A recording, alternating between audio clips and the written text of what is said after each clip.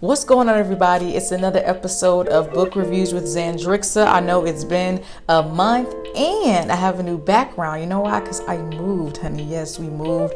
So I'm going to be switching up my scenery a little bit just to make sure I get my final look for the book reviews. But what's up, y'all? Hope everybody's doing good. I got another big book review for this month. Oh my gosh, this has been such an anticipated novel that a lot of people have been looking forward to in the entire world, especially in New York, because the book is based out of New York.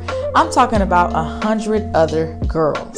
The author is Iman Hariri Kira. She's a new author. This is her first book. She did a very great job. She also reached out to me on Instagram when I posted that I finally got her book in the mail. Shout out to her. She did a great job writing this book and I thoroughly enjoyed it.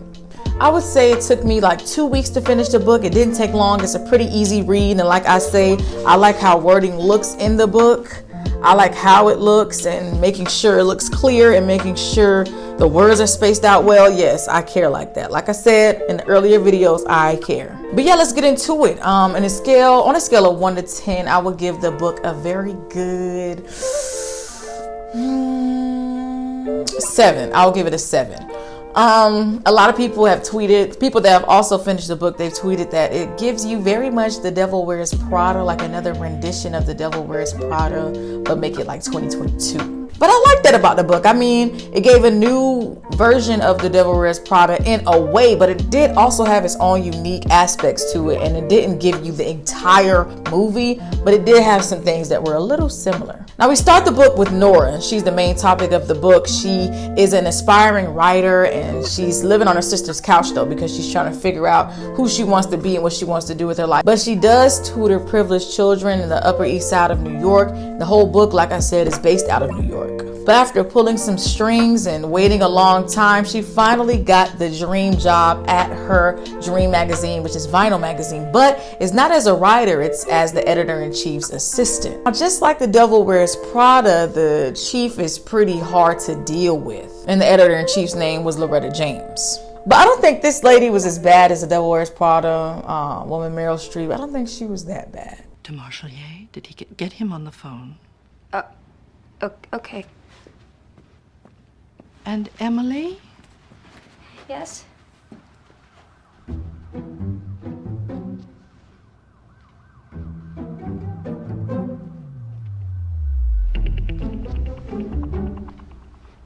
That's all.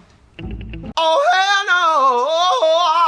And the editor-in-chief, Loretta James, is trying her best to be relevant and stay relevant. She's a little older of a woman, but she wants to be with the new times and post and share and like and tweet the way the younger audience does, because she is the editor-in-chief for the print magazine, but her nemesis Jade is the editor-in-chief for the digital magazine. I work for local news, right? But we all know broadcast and paper magazines and newspaper aren't really in, and people get their news from online. So Jade knew this, and even before I even get to that, Jade actually worked for Loretta as her assistant. She saw a door that was open. She said, you know what? I'm going to work to become the editor-in-chief of the digital side and grow that, because that's what's next. Loretta, she didn't want to really go that way because she knew the tradition of magazine and newspaper and stuff like that. And she eventually lost her way in a way. I mean, now she's trying to catch up when everybody's ahead of her. But back to Nora, I mean, she was her assistant. She did all the getting the coffees and getting the lunches and getting the outfits and walking a dog and taking people places, like the usual things that assistant would do in a job like this. Now, I won't get too much into it, but comment if you know what happens next, because Nora got the opportunity to actually write for Vinyl Magazine, her dream magazine. Like I said, she's an aspiring writer, and she also has her own blog that she writes about on her own time. But she had the opportunity to write for Vinyl Magazine, but it wasn't in a normal way. She ended up writing in Vinyl Magazine, but she was an anonymous writer, so nobody knew who she was. But the first article she wrote for Vinyl blew the heck up. And now Jade wants to know, who is this anonymous writer? And Loretta wants to know, who is this anonymous writer? Because they're giving the digital team more clicks, and we need more clicks for the print magazine. We need more clicks for the print magazine. Just reiterating, Loretta and Jade had a lot of beef. I mean, it was so much beef. Oh, before I even go there, Nora hated Loretta so much. I mean, so much. While she saw her as a mentor, she betrayed her a couple of times. And I was surprised towards the end of the story how much Loretta really forgave Nora, because Nora was really kind of doing her dirty. And even though you don't like the job, it's an opportunity. I ain't really appreciate what Nora was doing. Nora gave Jay's assistant the scoop on who they had for the cover of the magazine for the December issue. So what Jay's assistant did is get the person who was supposed to be on the cover for the print magazine and had them do it a month early on the digital side, and getting more clicks on the digital side. And Loretta's like, who knew we were going to get this person? It's Zendaya. Who knew we were going to get Zendaya as the cover? You know who told? Nora. And I'm like, I know you don't like your boss. I know your job sucks, but why would you do that? Because Vinyl Magazine has been around for decades. Why would you sabotage like that? Because it wasn't a help. And then Nora also meets this guy that works in IT at the Vinyl Magazine building. He's a prime example of guys telling you what you want to hear, but they're really not about the action. All he really wanted to do is, do what he did with Nora and then like bounce. He really wasn't a great guy. In my head, he was such a great guy, but he wasn't. And towards the end, everything blows up in Nora's face to where Loretta finds out about her telling about the Zendaya being on the cover a month early. She had to tell Jade what was going on. I mean, she was just in the middle. She was stuck in the middle. She was going back and forth.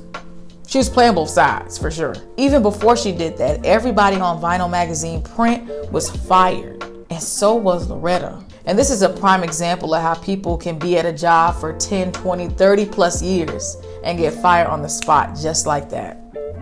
It's crazy. It's horrible. And then towards the end of the book, Jade ends up taking over Vinyl Magazine digital because it becomes an only digital type of magazine, which is what a lot of magazines are doing nowadays.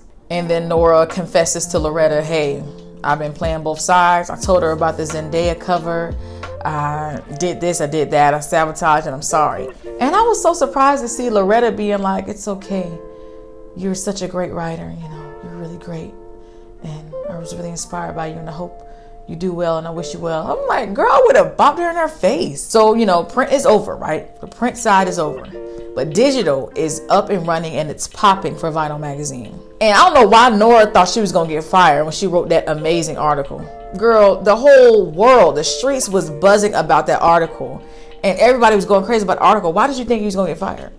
I knew she was going to get fired. So Jade says, hey, we want to make you the editor for this piece. We pretty much want to put you on staff to write articles just like you wrote right here and just keep pumping out articles and doing what you're doing. But we want to also talk about your cultural background. We want you to wear your hijab. We want you to do interviews. We want you to do this and that. And Nora was like, you're not finna make who I am a commodity and commercialize it and capitalize off of it. So you know what she did? Just like Devil Wears Prada, she packed her bags and she left, honey. She said, you know what? Y'all not finna do me like this. And then not towards the end of the book, but the last page of the book, she was walking in the streets just trying to figure out where her life was going to go next. She just left Vinyl Magazine. She had a big article that went viral. It was a great article, great piece. She also still had her blog, and her blog was thriving more than ever. And somebody stops her and says, hey, thank you. I appreciate you for what you're doing. You're doing a great job writing your blog, and I want you to keep going. I enjoy reading your stuff. And that was her motivation to take her blog to the next level and take that more seriously. So it was definitely a great book. Like I said, 7 out of 10. It wasn't really complex, but sometimes you'll want to be reading about self-help and how to be a better person. So I just want to read something fictional, right? It's fun to do. That's what I like to do. The next book I'm reading, I won't tell y'all yet because I don't want to promise y'all anything because I'm reading a couple books at a time right now. But thank you guys so much for watching. Make sure to like, comment, and subscribe. And get a copy of this book. It is great. Shout out to Iman. She did a great job on this book. And I cannot wait to read more of her stuff. All right, see y'all later. Bye. And her standing up for herself was also a great example of how while the door may be open and the opportunity is there, sometimes it's actually not good for you. And you can find better. And she deserved respect, and she knew she deserved respect, and she was not taking that crap. She was like, y'all not finna treat me like a commodity and parade me around like some woman in a hijab that can write. No, y'all gonna respect me. RESPECT. You don't want to test me. That's what Nora said. That's what she said. And I love that.